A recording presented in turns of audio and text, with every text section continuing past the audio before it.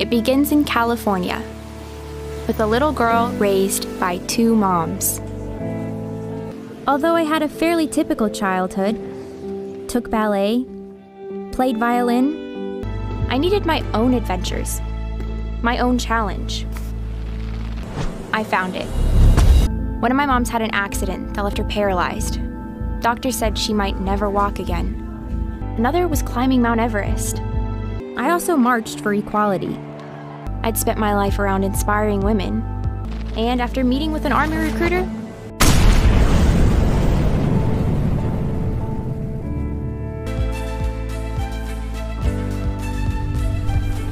I'm U.S. Army Corporal Emma Malone Lord, and I answered my calling.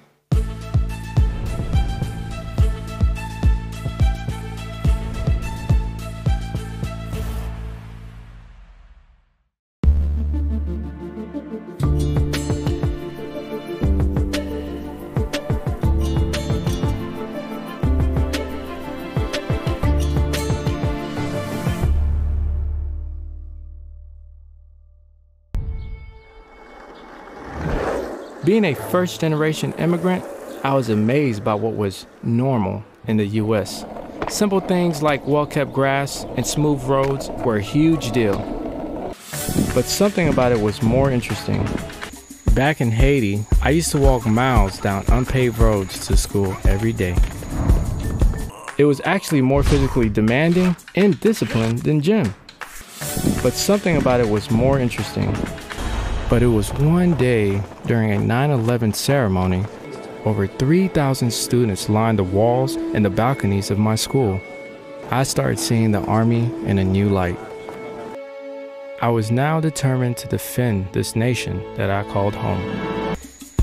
Back in Haiti, a world that I would one day want to defend.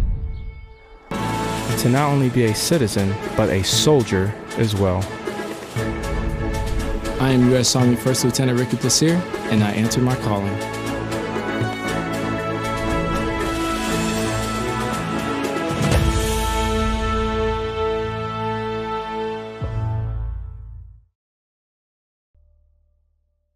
La da da da da da da. La da da da da da da. I kept returning to a feeling inside. So I turned to singing. My dad, he said no. He had his reasons.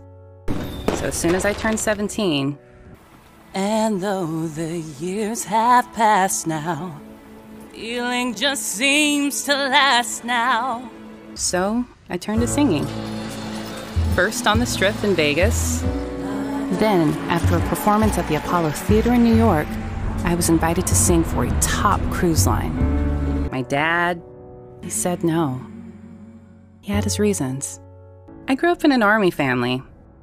My dad, uncles, and both of my grandfathers served. It's not too hard to grasp now. I had such real big dreams.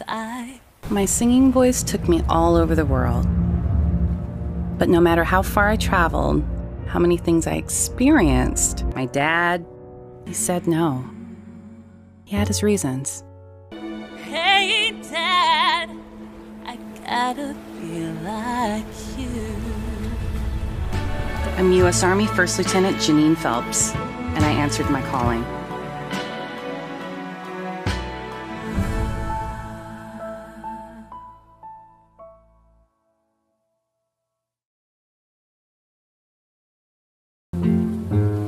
My parents were first-generation immigrants from the Dominican Republic.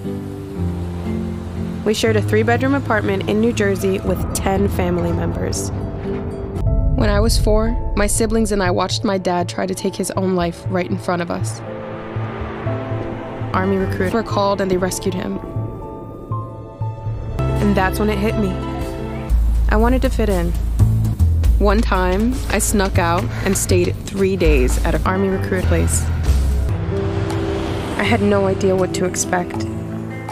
Now I serve in a combat support hospital, doing what fulfills me the most.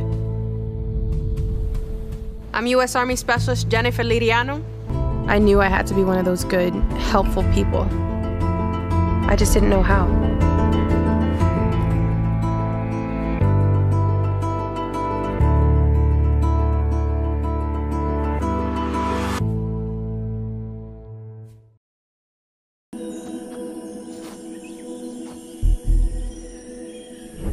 I used to watch helicopters over my backyard in Hawaii.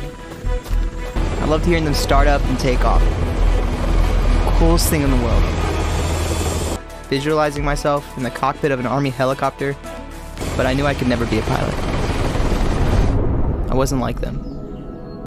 I never considered myself to be a smart person. I struggled to keep up in class. Subjects like math and Spanish were so hard for me. Then, during a long road trip with Rob, he told me to pursue my true dream.